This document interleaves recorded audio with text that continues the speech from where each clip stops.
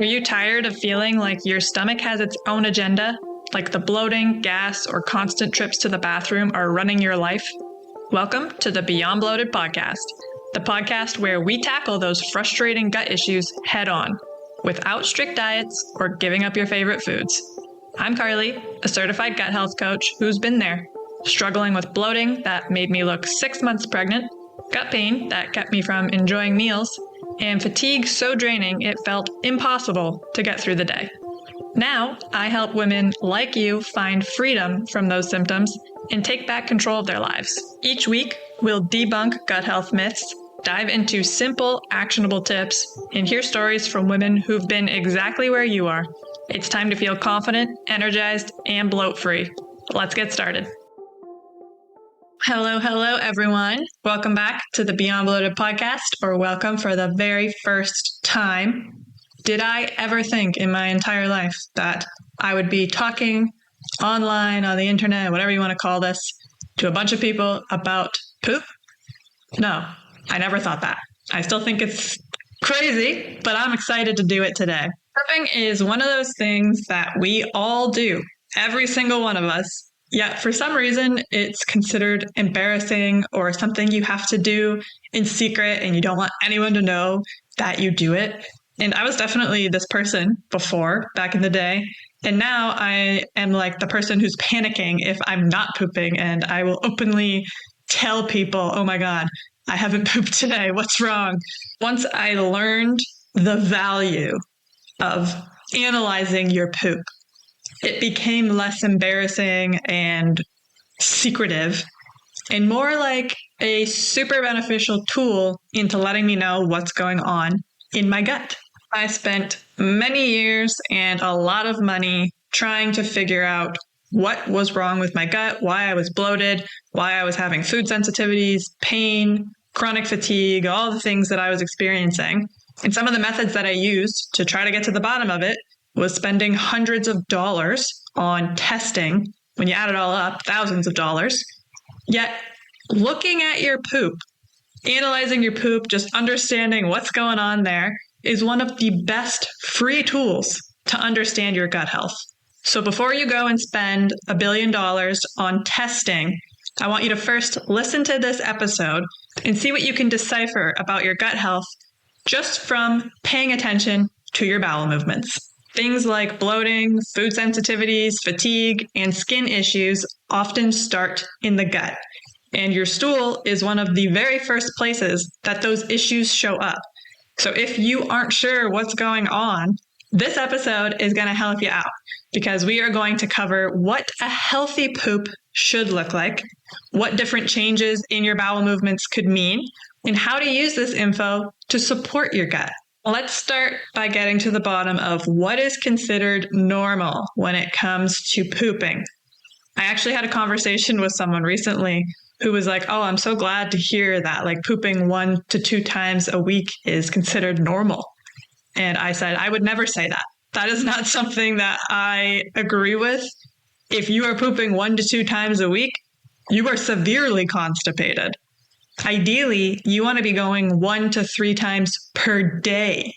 And even thinking about this logically, say you eat 3 meals a day, breakfast, lunch, dinner. If you're like me, you might even have a snack in there as well. So I'm eating 3 full meals and a snack, and I'm only excreting that once or twice a week. That is an insane amount of food, amount of waste to have just sitting in your colon. If you are eating every single day, all that food, it needs to come out. On the flip side of that, I have also worked with clients who have pooped up to like 9 times a day. That is the opposite problem. Your digestive system is moving way too fast. You are having diarrhea, most likely, if you are going that many times a day.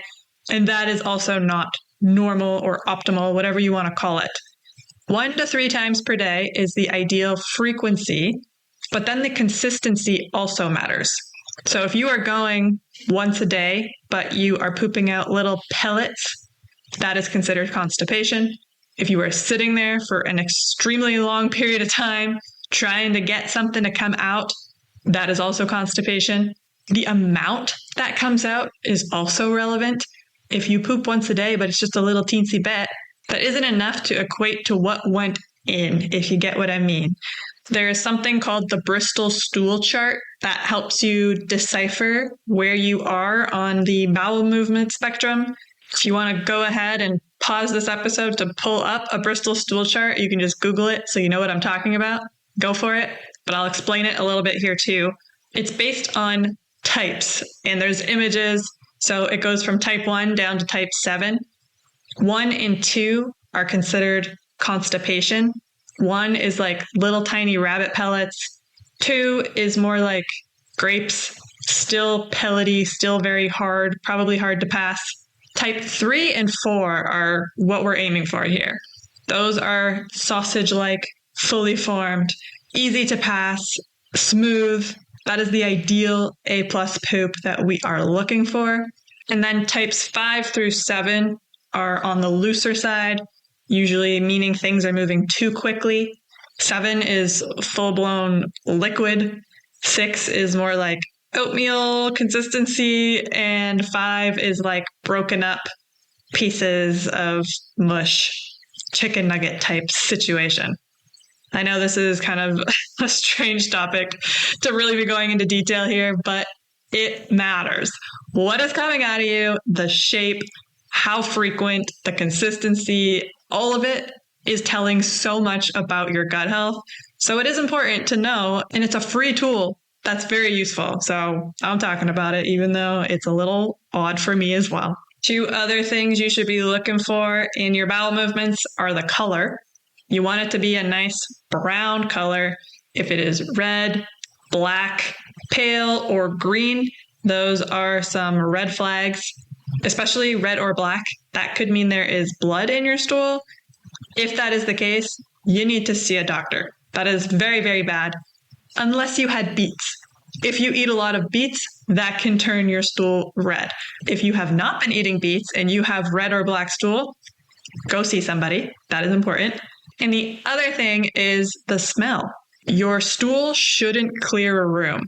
If every time you go to the washroom, you're like putting the fan on, closing the door, telling everyone not to go in there for 10 minutes, that is another red flag.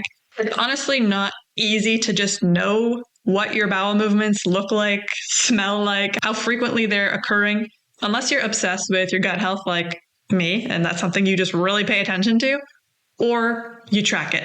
So I would recommend keeping a 3-day poop journal and track the time, the consistency, the ease of passing, the smell, the color, all of the things. Look up the Bristol stool chart so you understand what I'm talking about when I'm saying is it type 1 through 7. Mark that down. That helps you keep track of what your bowel movements look like for just 3 days, and that can help you learn so much about your gut health. After you have tracked your bowel movements for 3 days, come back to this episode because right now I am going to tell you what your poop might be telling you. So if you are having loose or frequent stools, which is generally type 6 and 7 on the Bristol stool chart, that could mean you have possible inflammation, food sensitivities, poor fat absorption, or a lot of anxiety and stress. On the other hand, if you are having a lot of hard pellet-like stools, more constipation symptoms, which is type 1 to 2 on the Bristol stool chart, this could mean you are dehydrated, you don't eat enough fiber, or you have very sluggish motility. Another thing that I didn't mention in the earlier section is floating stools.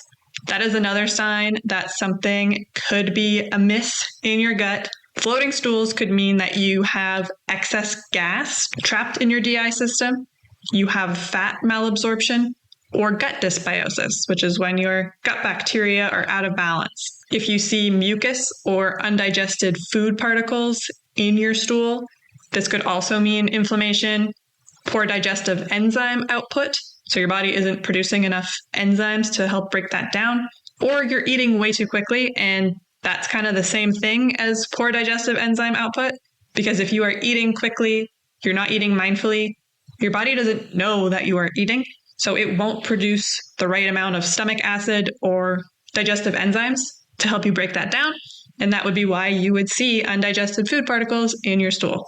I already mentioned that if your stool is black or red or even tarry, like, it's very sticky, black tar-like, that could mean bleeding and you need to get help. If your stool is yellow, that could mean you have bile or fat issues. And if it is green, this could mean you have fast transit time. So the stool is moving through your digestive tract really, really fast. Or you are eating too many leafy greens. If you notice very consistent patterns or sudden changes that last more than a few days, log those symptoms and consult somebody to help you. As I mentioned, your stool is so good at letting you know what's going on inside. You can't see inside your gut. I've said a million times that I wish I could just see what's going on in there, but you can't. This is the closest thing you get to it. Your stool comes out of your large intestine. It has been through the whole digestive tract. This is the biggest clue you will get as to what is going on inside of you for free. Now, the tricky part is knowing why your bowel movements are the way that they are. You can track, you can get patterns, you can now understand, okay, I have constipation, but the color is good, or, I'm going too frequently, it's too loose, whatever. You can kind of get a little bit of an understanding of what's going on. Hey everyone, Carly here. If you are tired of feeling bloated and uncomfortable, which I know you are, I have something that can really help. My free ultimate guide to bloat busting. I've been there myself, and I know how frustrating it is to try super restrictive diets and expensive supplements without getting results. If those methods were going to work, they would have worked by now. That's why I created this guide to offer you a different approach. In the ultimate guide to bloat busting, you'll learn techniques to listen to your body and eat with intention, avoiding overeating and choosing foods that truly benefit you, tips for proper hydration to support digestion and reduce bloating, a guide to delicious foods that promote a healthy gut and how to easily incorporate them into your meals, and effective methods to manage stress, which plays a huge role in gut health. These simple, practical strategies can make a big difference in your daily life, helping you feel lighter, more energized, and comfortable in your own skin.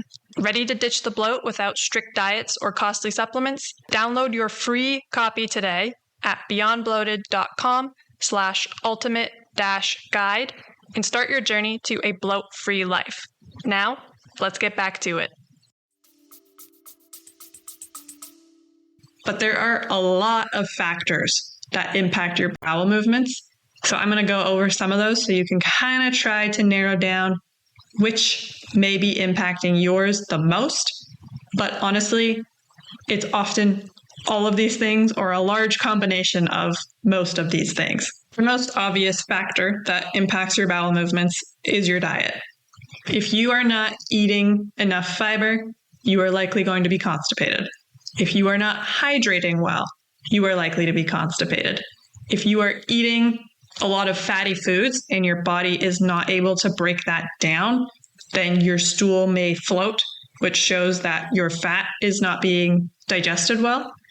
If you're eating a lot of highly processed packaged foods, that could cause either constipation or diarrhea, but you are likely to have some sort of bowel irregularities going on there. Then there is the stress and nervous system dysregulation piece. I'm sure you have noticed at some point in your life, if you have been very nervous or anxious for something, that you feel like you have to go to the bathroom. It's coming through you quickly, your stomach kind of gets upset. That is that brain-gut connection happening.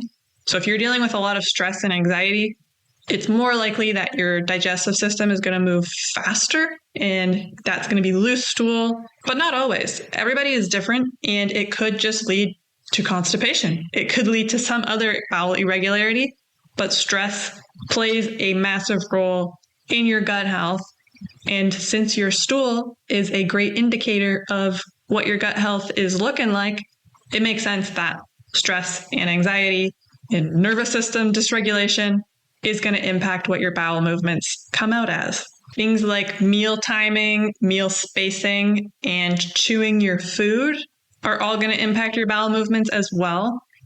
If you are skipping meals that could lead to constipation because you may not be eating enough. And you need to have volume and bulk to your stool for it to move through the digestive tract. So if you're not eating very much, there's not going to be a lot of stool to come through, if you know what I mean. So eating enough and eating your meals at a regular interval every day. Our bodies really like routine. So knowing that you're going to eat breakfast at 8, lunch at noon, dinner at 6 every day, that helps your body get into a rhythm and understand when food is coming and when to excrete that waste. And then I already mentioned how chewing your food and eating mindfully is going to help with stomach acid production and digestive enzyme output. And that's going to help you break down your food so that you are best able to digest that and then excrete it. So if you are rushing through meals, not chewing well enough, that's going to negatively impact digestion, which will show in your stool. For my constipated ladies, one of the biggest, most impactful tips that I like to give is to get movement after you eat. And that doesn't mean you have to go run a marathon. I just mean move your body. Don't sit there and eat a massive dinner and then move directly to the couch and watch TV for the rest of the night. All that food is just sitting in your gut like a lump. Movement helps stimulate digestion. It helps get things moving. So if you have slower motility, moving for just 10 minutes after you eat is going to help move things along much quicker and will help you relieve some of that constipation. And even your posture is important. If you're sitting like super slouched all day, your guts are in there, kind of just mushed together. You need to have good posture, sit up straight, and that can also really help move things along the digestive tract without it getting stuck. One of the most noticeable and interesting factors that can impact our digestion and bowel movements, especially as women, is our hormones. The gut hormone connection is very strong, very real. I have done podcast episodes on this in the past. Changes in your hormone levels, especially throughout the menstrual cycle, can impact your bowel movements. Our hormones, estrogen and progesterone, fluctuate throughout our menstrual cycles. And these shifts in these two hormones throughout our cycles influence our gut motility, which is how quickly or slowly things move through the digestive tract. During our luteal phase, which is before our period, progesterone rises, and this hormone relaxes the smooth muscle, which can slow down digestion and lead to constipation, bloating, or sluggish bowel movements. During your period, which is the menstrual phase, both estrogen and progesterone drop, and your body releases prostaglandins, which are hormone-like compounds that help your uterus contract and shed its lining. But if prostaglandin levels are high, they can also cause cramping, urgency, and diarrhea by stimulating your bowel muscles. We've all heard of the period poops. This is why that is happening. And then during ovulation, which is approximately mid-cycle, some women notice changes in digestion here as well, like increased appetite, gas, or sensitivity. And this is due to the hormonal shifts in estrogen spiking and dipping. Now, of course, progesterone and estrogen are only two of the hormones that we have to deal with. There's also cortisol, which is our stress hormone. As I mentioned, chronic stress or dysregulated cortisol or nervous system can lead to both constipation or diarrhea, depending on your body's stress response. It also affects our gut bacteria and inflammation, which is why I have talked about the gut health stress connection, because stress damages our gut significantly. If you have not heard me talk about that before, I will link some episodes for you so you can go learn more about that, because it is so important. We also have our thyroid hormones. So if you have low thyroid, like hypothyroidism, that can lead to sluggish digestion, bloating, and constipation. Whereas if you have an overactive thyroid or hyperthyroidism, that can lead to more loose stools and more frequent bowel movements. And finally, we have insulin and blood sugar imbalances. I have been talking a lot about blood sugar recently because it is very important when it comes to gut health. When our blood sugar is unstable, especially from skipping meals or eating unbalanced meals, it can create stress on the gut and influence bowel patterns through cortisol and nervous system dysregulation. If you are someone who notices you have loose stool and then you have constipation and then you aren't going and then it's hard and then it's coming way too fast and you're having more diarrhea, everything's all over the place, I would suggest to start paying attention to how your digestion shifts throughout your menstrual cycle. Do you get more bloated or constipated before your period? Do you have looser stools during your period? These patterns are very common and can give us clues about what your hormone balance is looking like as well. If you notice very severe swings, like you need emergency bathroom trips, and then all of a sudden you are going days without a bowel movement, that is definitely worth exploring deeper. That is a red flag. That should not be happening. If you are having some wacky bowel movements, I would suggest picking one daily habit to improve, whether that be chewing your food more, adding more veggies to your diet, walking for 10 minutes after your meals, or drinking enough water to stay hydrated and prevent constipation. Pick something that you are currently not doing super well at the moment and start doing it a little bit better. Once you master that, you can pick something else, but it really is foundational habits that are going to help you improve your gut health and your bowel movements. There is no magic supplement that is going to cure you. If a supplement helps you go, it is likely because it is a laxative or it is band-aiding a deeper issue. You're not getting to the root. You need to do the habit foundational work to improve your gut health and your bowel movements. That said, it is important for you to be going at least once a day to improve your gut health because you need to be excreting the toxins, the estrogen, the waste, all the things that are just sitting there backed up inside of you. So as you are doing this foundational work, it is okay to take a supplement to help you go regularly as you are doing these things. Something like magnesium citrate, if you are constipated, or slippery elm can help with regularity.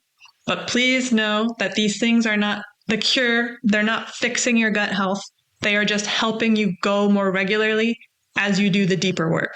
Some of my other go-to strategies for helping support healthy, consistent bowel movements are to start your day with warm lemon water or herbal bitters. I personally drink warm lemon water with a scoop of L-glutamine and a little pinch of pink Himalayan sea salt most mornings. I tend to lean on the constipation side for sure, so I do that to help get my digestion going first thing in the morning. It also helps hydrate me after not drinking anything all night long. And lemon water is a slight detoxifier, so it helps get the toxins moving, get them out of your body. Bitters also helps stimulate digestion. So taking digestive bitters in the morning before breakfast, before lunch, before dinner, any meal is going to help you stimulate those gastric juices that you need to digest. So those enzymes, stomach acid, if that is something you are struggling with, you could try digestive bitters to see if those help. Making sure you prioritize 3 meals a day and stop the late night snacking. That is a big one. As I mentioned, meal consistency, ensuring your blood sugar is regulated, making sure you're eating enough in a day. And then you also want to give your digestive system a little bit of a break. If you are eating all day, night long, your digestive system is very overwhelmed. So it's great if you have dinner and then you're able to not eat again until breakfast. If that is a long stretch for you, push your dinner a little later, push your breakfast a little earlier, or you can have a very light snack before bed. I do that sometimes. It's not a big deal. Just no like big bowls of chips, popcorn while you're watching a movie at night. Eating 2 kiwis a day is another fun trick I like to tell people. I've used this in the past and I have found it very effective. Kiwis are very rich in fiber. They're great for your microbiome. They have been studied and shown to help with constipation. So if you like kiwis, Eat 2 of those a day and keep the skins on. I dare you. There's 50% more fiber in the skin. So I eat it like an apple, full skin and everything. And finally, deep breathing or humming before meals to help activate your vagus nerve, which helps activate digestion.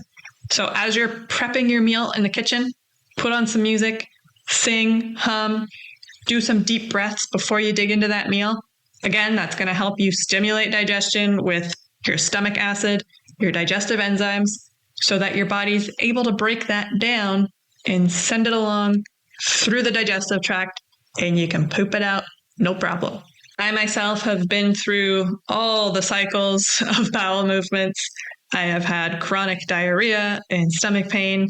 I have been severely constipated to the point where I was only going once or twice a week.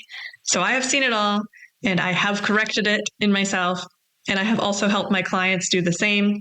I have had clients on both sides of the spectrum, clients who come to me saying, I'm having chronic diarrhea, I'm going 6-7 times a day, I cannot make it stop. And I have also had clients come to me and say, I go maybe twice a week, and it's very difficult and painful to pass.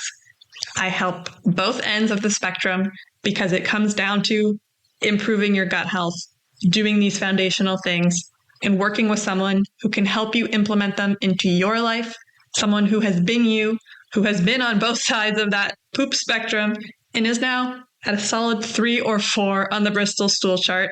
So if you would like support getting your bowel movements regular, deciphering what's going on inside that gut of yours, please apply to my coaching program. Link is in the show notes below.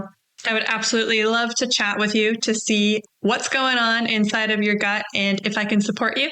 If so, we will move forward and get your bowel movements regular. I hope this information today was helpful for you and that you are now going to pay a little bit more attention to what comes out of you, because it is a great indicator of what is going on inside. If you have any questions about what I talked about today, please don't hesitate to reach out to me. You can hit me up on Instagram at beyond.bloated or send me an email, carlyclose@beyondbloated.com. I always love hearing from you, so don't be shy. Message me, and I will talk to you next week. Did you learn something new and useful today? If the answer is a big, resounding hell yeah, do me a favor. Subscribe to this podcast. Even better, toss a rating in there too. It helps more bloated babes discover this show and lets me keep bringing you this free, gut-loving content every single week. And hey, don't be greedy. Share this episode with your bestie who's always unbuttoning her pants after dinner. She will love you even more for it. Thanks for hanging out with me and showing your gut some love. Keep on putting what you learn into practice and you will be bloat-free in no time. Catch you in the next one. Bye.